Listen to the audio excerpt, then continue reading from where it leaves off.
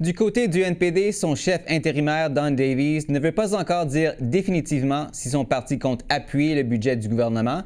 Il a indiqué hier que son caucus prendrait le temps d'examiner le document pour voir s'il répond réellement aux besoins des travailleurs. Alors, à quoi faut-il s'attendre du NPD? Alexandre Boulris est député néo-démocrate de Rosemont-la-Petite-Patrie. Monsieur Boulris, bonsoir. Oui, bonsoir. Alors, vous sortez d'une rencontre de caucus, vous avez eu un peu plus de temps pour examiner le budget de M. Champagne. Est-ce que c'est un budget que vous, personnellement, vous pourriez appuyer? Bien, c'est sûr que dès le départ, on a exprimé nos déceptions face à un budget qui est beaucoup plus conservateur que libéral. Mais vous savez, un budget, c'est un document de communication politique puis d'orientation générale où parfois il y a des choses avec lesquelles on va être d'accord, parfois des choses avec lesquelles on ne sera pas du tout d'accord. Par exemple, on a beaucoup de problèmes avec les reculs en environnement dans la lutte au changement climatique. Il n'y a pas grand-chose là. Par contre, il y a des grands travaux qui sont intéressants. La construction d'un TGV dans le corridor Québec-Windsor. Également de la formation professionnelle pour les travailleurs organisé par des syndicats qui sont contents de cette mesure-là aussi. Donc, c'est sûr que pour nous, en ce moment, on a le luxe du temps, c'est-à-dire que la semaine prochaine, le Parlement ne siège pas. On va retourner dans nos communautés, dans nos circonscriptions. On va écouter les groupes, on va écouter les intervenants, nos concitoyens, pour voir qu'est-ce qu'ils voudraient voir améliorer dans ce budget-là, pour voir s'il y a une possibilité, peut-être qu'on pourrait l'appuyer. La grosse surprise hier, c'était bien sûr le départ de Chris D'Entremont qui quitte les conservateurs pour se rendre aux libéraux.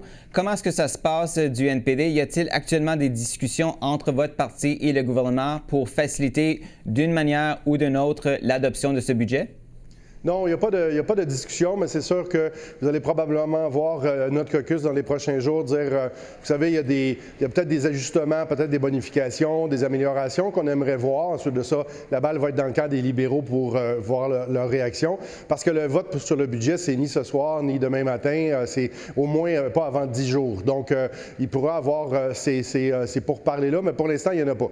Il n'y en a pas du tout. M. Carney agit comme s'il était un gouvernement majoritaire. C'est sûr que depuis hier, avec M. D'Entremont qui a traversé, il est un peu plus proche d'une majorité, mais il lui manque encore 2 votes pour être majoritaire. En même temps, le NPD se dit le Parti des travailleurs. Comment expliquez-vous que votre chef, votre parti, laisse la porte ouverte à appuyer un budget qui prévoit l'élimination de 16 000 postes dans la fonction publique? Évidemment, pour nous, c'est un énorme irritant. On croit dans les services publics, puis c'est pas en remplaçant des milliers de personnes par l'intelligence artificielle qu'on va améliorer le service à la population. Alors, comme je vous disais tantôt, ça fait partie de ces déceptions-là, notamment aussi en ce qui concerne le logement qu'on appelle hors marché, logement social, coopératif. On n'est pas très content. Pas d'appui pour les sociétés de transport aussi qui en arrachent ces temps-ci. On le voit un petit peu partout. Mais il y a des choses qui peuvent être aussi intéressantes en termes d'investissement en infrastructure puis de maintien d'emploi ici pendant qu'on est en guerre tarifaire. Vous savez, il y a toujours des éléments avec lesquels on peut être d'accord dans un budget, des éléments avec lesquels on ne sera pas d'accord. Mais là, ce qu'on s'est dit, c'est qu'on veut prendre le temps d'écouter les intervenants, les organisations syndicales, les groupes environnementaux, les groupes de femmes, pour voir un peu quelles sont les priorités pour les 10 prochains jours. Puis ensuite de ça, on prendra une décision. Une chose est sûre, nous, on veut le meilleur budget possible. Les gens ne veulent pas nécessairement d'aller en élection en ce moment, mais c'est aussi aux autres partis d'opposition à faire leur travail, conservateurs et blocs, qui peuvent aussi changer d'avis d'ici le vote sur le budget. Évidemment, votre parti compte peu de députés, peu d'argent, pas de chef permanent. Est-ce que vous êtes vraiment en position de retourner en élection si ce budget est rejeté? Vous savez, les 7 qui sont là, qui forment le caucus du NPD, si on a passé à travers les dernières élections qui n'étaient pas faciles pour le parti, nous, on est prêts à retourner en bataille électorale n'importe quand.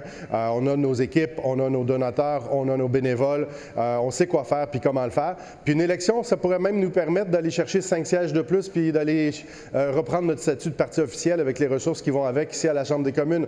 Donc, il ne faut pas que les libéraux ou les conservateurs pensent que notre vote est acquis puis que c'est automatique qu'on va faire passer ce budget-là. S'il faut des élections, il y aura des élections, mais ça sera les responsabilités de M. Carney. C'est au premier ministre d'aller chercher une majorité en Chambre, puis pour l'instant, il ne fait pas le travail. Mais croyez-vous vraiment que vous pourriez obtenir un meilleur résultat pour le parti si on retournait en élection?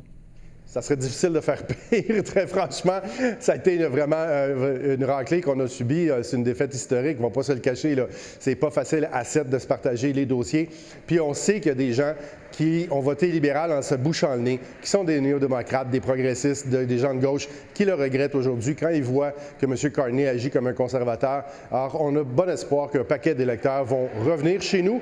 On a déjà passé de 6 aux dernières élections à 12 dans les sondages en ce moment. Donc, pour nous, on sent qu'il y a des gens qui reviennent à la maison, NPD. Monsieur Davies, hier, a été quand même très mesuré dans ses commentaires. Vous aussi, aujourd'hui, vous avez parlé des bons aspects du budget, des moins bons aspects, évidemment.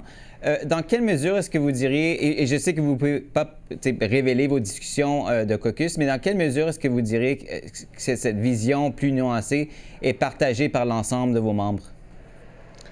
Vous savez, comme dans n'importe quel caucus, il y a des gens qui ont un petit peu plus le poing sur la table, il y a des gens qui sont un peu plus dans la discussion ou à trouver des terrains d'entente. On a de tout au NPD et ça a toujours été le cas. D'ailleurs, moi, c'est mon 5e mandat, c'est pas nouveau, mais on a des discussions qui sont vraiment harmonieuses, saines, intéressantes aussi.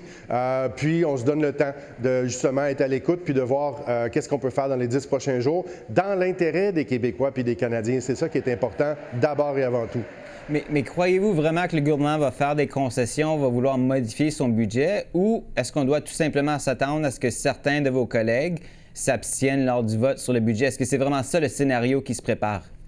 Toutes les options sont sur la table. Bien évidemment, ça pourrait être aussi des conservateurs qui s'abstiennent, ça pourrait être des bloquistes qui s'abstiennent. C'est pas nécessairement à nous, au NPD, d'avoir ça, ce poids sur ces épaules-là.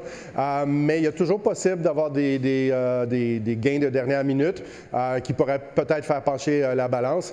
Mais c'est sûr que, comme je l'ai dit auparavant, en ce moment même, c'est difficile pour nous autres d'appuyer un tel budget, tout en sachant que les gens ne veulent pas nécessairement aller en élection, là. Alexandre Boulris, merci beaucoup d'avoir été avec nous ce soir. Ça fait plaisir. Bonne soirée.